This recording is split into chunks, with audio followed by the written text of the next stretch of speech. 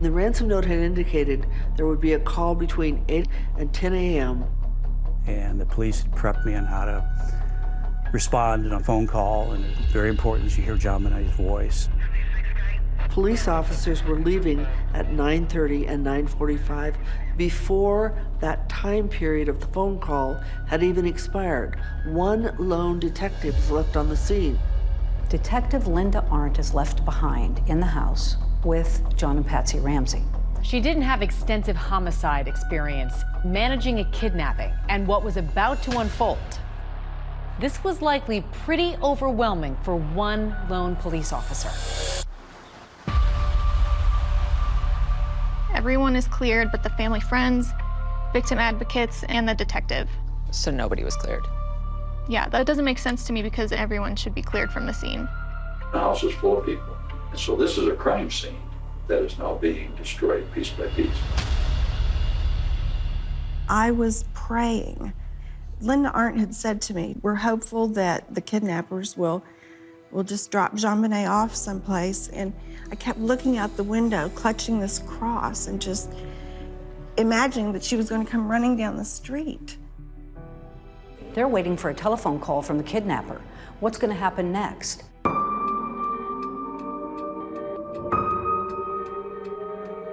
"10 o'clock comes and goes, and there's no acknowledgement that the deadline imposed by the author of the ransom note is come and gone. Nobody seemed to mark it or freak out about it. She noticed John Ramsey checking his mail in the kitchen and thought that was odd. Linda Arndt tells the restless John, why don't you look around the house, see if anything is missing or looks strange. Check the house, top to bottom, look for anything that might belong to JonBenet that is in place where it shouldn't be." John took a friend with him. They went to the basement, and John opened the door. You opened the door to the small room. I knew instantly what I'd found. I'd found my daughter. She was lying on a white blanket. The blanket was wrapped around her. Her hands were tied above her head. She had tape over her mouth. I immediately knelt down over her, felt her cheek, took the tape off immediately off her mouth. I tried to untie the cord that was around her arms. I couldn't get the knot untied. Picked her up, and I ran upstairs and laid her on the floor and still had a hope that she was alive. And I see John Ramsey carrying JonBenet up the last 3 steps from the basement. She looked like she was sleeping. She had some marks on her face and on her neck.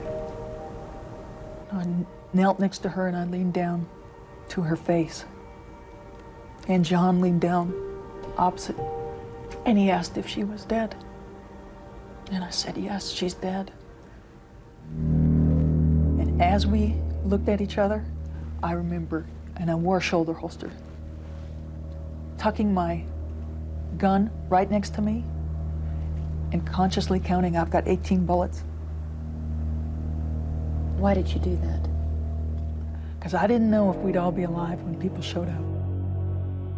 She clearly felt in danger. At that moment, she made it clear that she thought that John Ramsey killed his daughter and that they might kill her. It was shocking to me that she would think that.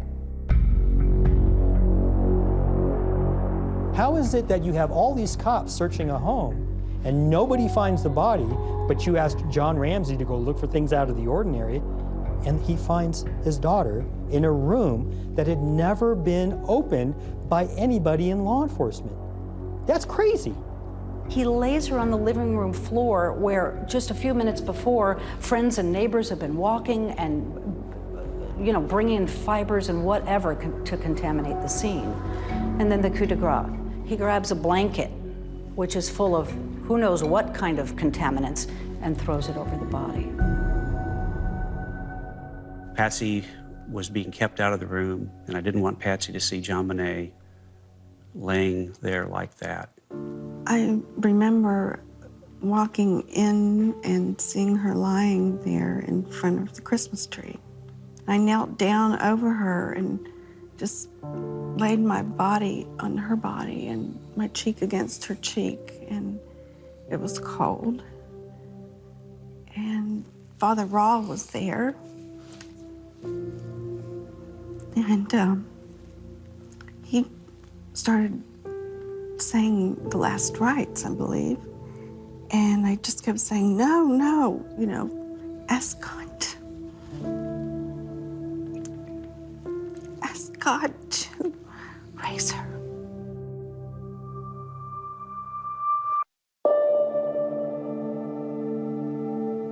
So the kidnapping of JonBenet has turned into the murder of JonBenet. JonBenet Ramsey was murdered in a horrific way, many injuries to this little girl's body. We have the x-ray of her skull, which shows a fracture, a massive one. Right. This is an 8-inch skull fracture, so we're talking a major blunt force. This is just a massive blow. But the ultimate cause of death was strangulation with something called a garrote. Brad, what type of a weapon is a garrote? How does it work? It's a device of a string, and it's wrapped around what ends up being a piece of a paintbrush. And what happens is, as JonBenet is losing consciousness, she's leaning forward. And so this gets tighter and tighter, and you can see how it cuts into my hand. You can see exactly why it cut into her neck. And that ultimately, according to the ME, is what killed her. It seems to me that she had been attempting to remove the ligature from around her neck. And that tells me she was alive when she was garroted. There were signs that JonBenet had also been sexually abused. The broken pieces of the paintbrush that were used for the garrote were also used to sexually assault her.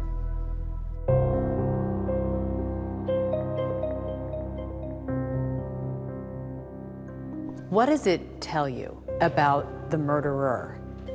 Just how vicious and awful this death was for her. A person that would do this to a 6-year-old in this fashion clearly is into sort of sadistic behavior, that they like torture to a certain extent. This is clearly somebody who was really into this. And was here with the intent to kill.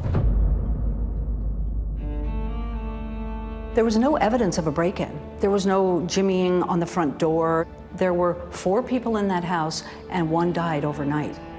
From the very beginning, they suspected the parents. Within minutes of JonBenet's body being found, this was who they were going to go after, and that's what they did. The police are thinking, we got to talk to those parents, and we got to talk to them right now before they start getting their story straight together. Hi everyone, George Stephanopoulos here. Thanks for checking out the ABC News YouTube channel. If you'd like to get more videos, show highlights, and watch live event coverage, click on the right over here to subscribe to our channel, and don't forget to download the ABC News app for breaking news alerts. Thanks for watching.